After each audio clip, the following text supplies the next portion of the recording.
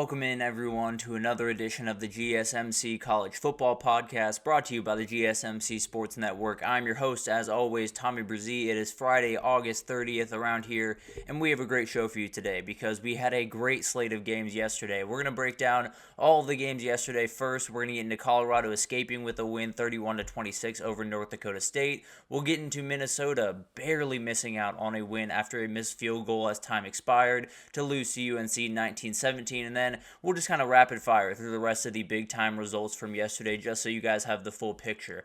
Then we'll get back into picks. We got to make sure we get in these picks today. Notre Dame versus A&M, we will absolutely pick today. Going to be an incredible matchup in College Station. And then USC LSU over there in Vegas on Sunday night. Going to be an absolute doozy. So we'll pick both of those today. Definitely really tough ones to pick, but I feel pretty good about what I got. And then I'll give you the best of the rest. There are a couple of games that I just haven't touched on quite enough that I definitely want to get on y'all's radar before we get into Saturday. Some are a little bit more blowout. Some are closer games than you probably think they would be given the teams that are in them. And then we'll finish it off with a little bit of a headline wrap-up. Obviously, the Connor Stallions doc came out this week. There was a lovely little thing that happened at Colorado this week around NIL. A ton of stuff to cover that we will absolutely get to in that segment. But before we jump in, I do want to remind you all we get tons of questions and comments throughout the show, and the best way for you all to get your question on the screen, we can have a fun back and forth here, is to use that super chat feature at the bottom of the screen.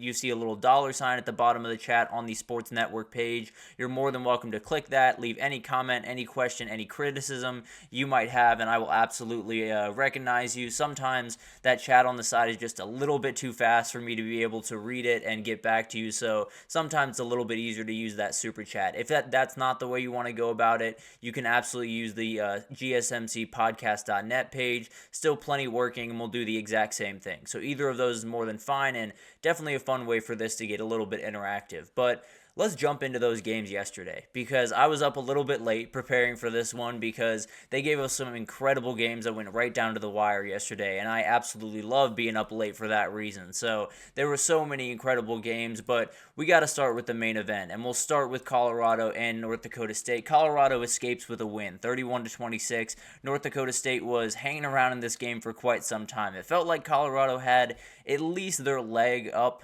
for most of the game. It felt like they were just an inch ahead for most of the game, but overall, North Dakota State played an incredible game, came about 4 yards from winning this one in dramatic fashion after they caught a Hail Mary. So this one was absolutely incredible, no doubt about it. There were incredible things from this one. Obviously, every time you get to see Ralphie run for the very first time in the year, it's always a special thing. But we got an awesome game as well. In the first half, these offenses were flying around. It was points after points after points, and we felt like we were going to have a 45-40 finish or something crazy. And then the defense started to clamp down. But let's get into a couple of the big-time performers, and it's the guys you would expect for Colorado. Shedeur Sanders was magical in this game. There were people on him pretty much every single play. Not every play. The O-line played a little bit better than I was thinking they were going to play, but there was still plenty of pressure. Don't get me wrong. Shedeur Sanders was just money. It was incredible to watch this kid go, and gives you a good reason why NFL scouts are looking at him as the possible number one overall pick. So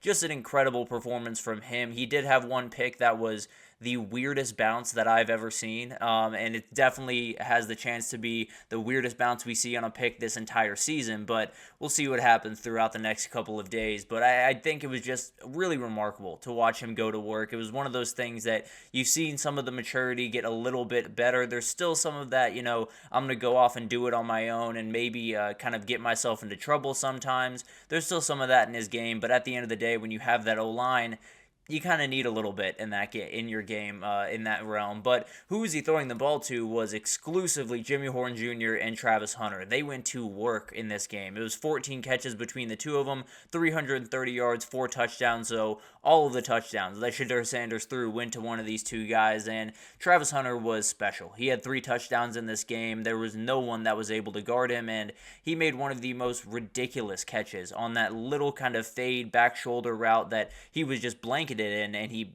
somehow caught that ball. I have no earthly idea how that's possible. He also is incredible at using leverage. It was incredible to watch this kid where the camera would flash to them and you're thinking, was that OPI? Was he shoving that guy to the ground?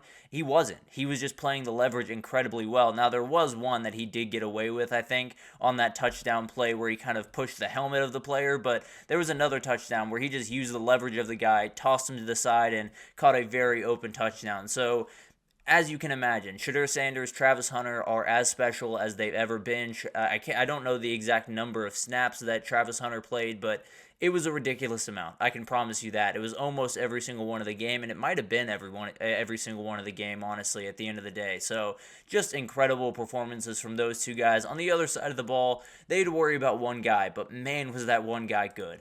Cam Miller was incredible in this game, and some of it, a lot of it came in the first half, and then got a little bit stagnant in the second half. But 18 for 22, 358 total yards, 3 total touchdowns, 2 on the ground, 1 through the air. It was really awesome to watch this guy, and frankly, he came out of the gates throwing this ball really, really well. This is a team that I was fully expecting to be very run heavy, and they still were run heavy, but he was hitting really, really incredible passes, and the offensive play calling for the first half was just downright incredible from NDSU. It was very, very hard to get a beat on what they were going to do, on the motions that they were going to take, and where the ball was going to end up. It was really, really incredible from start to finish, so was very impressed from NDSU, but also Colorado just got the job done. That's what they needed to do in this week 1 game. Now you move on to a big-time game against Nebraska, and some bigger conclusions can be drawn from that one, but overall, I think this is a better team. There's no two ways about that. They're more talented. They make more plays. I love the additions of Preston Hodge and Dayon Hayes on the defensive side of the ball. So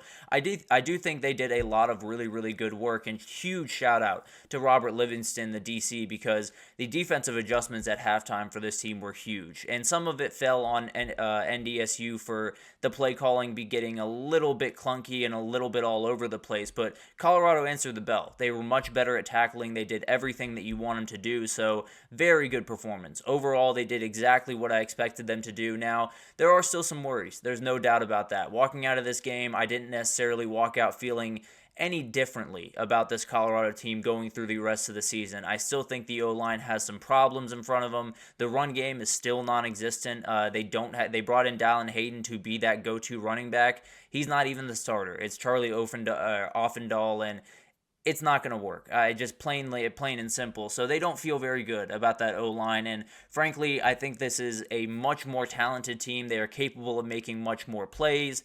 They are still roughly the same team they were a year ago in terms of the deficiencies that they have. The O-line, the D-line are not good enough. The defense is very porous at times and allows those big plays. So they're going to have to fix some things up. There's no doubt about that, especially heading into a Nebraska game next week. But they are a better team. I can say that with absolute confidence. They do just about everything better.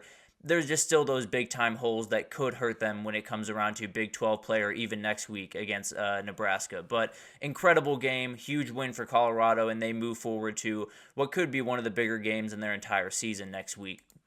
Moving on, North Carolina snuck out with a really, really ugly win in this one. 19-17 over Minnesota. Minnesota missed 2 field goals throughout this game, but they missed one as time expired to lose it, I believe 47-yarder. So definitely really tough for that kid. He missed one earlier in the game, missed one late.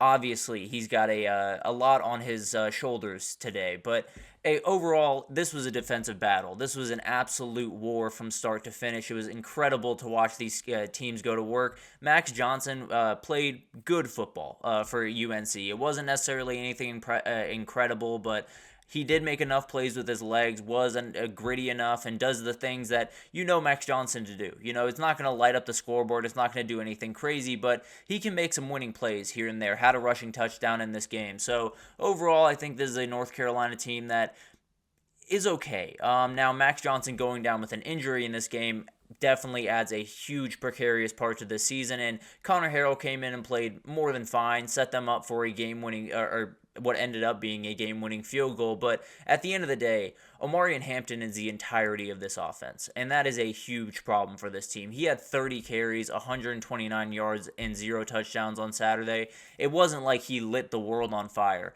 it was just every single play was through him. Whether it was running or passing, he was all over the place, and it made it relatively easy for this Minnesota defense to just key in on him and say, if we stop him, we're likely in pretty good shape. And then on the other side, it was kind of the same exact approach, to be totally honest with you. They wanted to run the ball, and Marcus Major, the transfer over from Oklahoma, did that really, really well. 20 carries, 73 yards, a touchdown, did plenty for this team, and was a very, very physical runner throughout this game.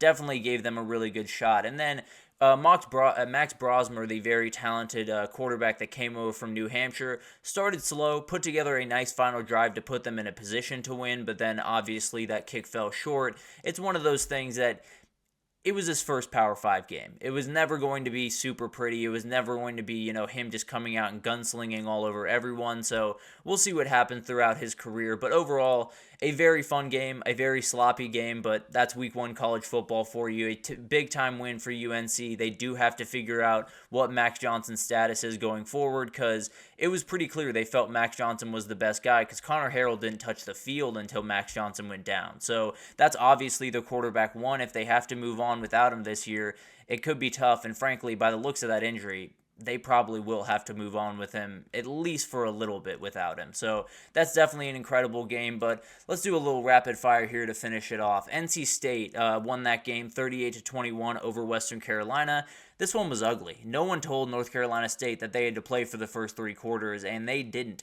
Kevin Concepcion was downright special, had 3 touchdowns. Justin Jolie made plenty of plays. Grayson McCall answered the bell when he absolutely had to, and Jordan Waters had one very aggressive touchdown run for that to kind of seal that victory, put them up 10, and West Carolina was pretty much done from there. They missed a field goal, long touchdown for Jordan Waters to make it look a little bit better, but at the end of the day, the running game is a problem for this NC State team. They have to figure that out, because before that 50-yard run, they had nothing doing, and Grayson McCall was good. He was plenty good, but they're definitely going to need to step up there. There's no doubt about that. So a win at the end of the day, but if they don't fix things before next week against Tennessee, they might just get run out of the building, honestly. But let's just give you the rest of the Thursday night football matchups. Missouri gets a big-time win over Murray State. Toriano Pride Jr. got a big pick 6 in that game, so the transfer from Clemson is already paying dividends for them. Utah rolls over Southern Utah. Dijon Stanley is the guy I want to talk about, a running back that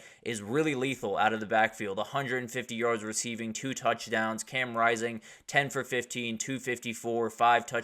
Brant Kuthi, 3 touchdowns. You saw everything you needed to see from Utah yesterday. Kansas dominates Lindenwood 48-3. Jalen Daniels wasn't perfect, but ran for over 300 yards. That's going to be the MO of this defense. Wake Forest controls North Carolina A&T 45-13. Hank Brockermeyer came out spinning the ball, 18 for 28, 263 and 3 touchdowns. Very talented kid. Illinois handles Eastern Illinois 45-0. Luke Altmaier had 5 incompletions. He had 4 touchdowns, so a very clean game. Tulane's an interesting one. They won very comfortably over Southeast Louisiana, but it looked like going into this game we were going to see all 3 quarterbacks, and technically we did for Tulane, but it was Darian Mensah that really got the vast majority of the snaps here. Went 10 for 12, 200 yards, 2 touchdowns. He's going to be your guy going into Kansas State, and then we'll see where this thing lands after that. Then Rutgers got a big-time win. It was all over. It was all Kyle Mondegai. 19 carries, 185 yards, 1 touchdown.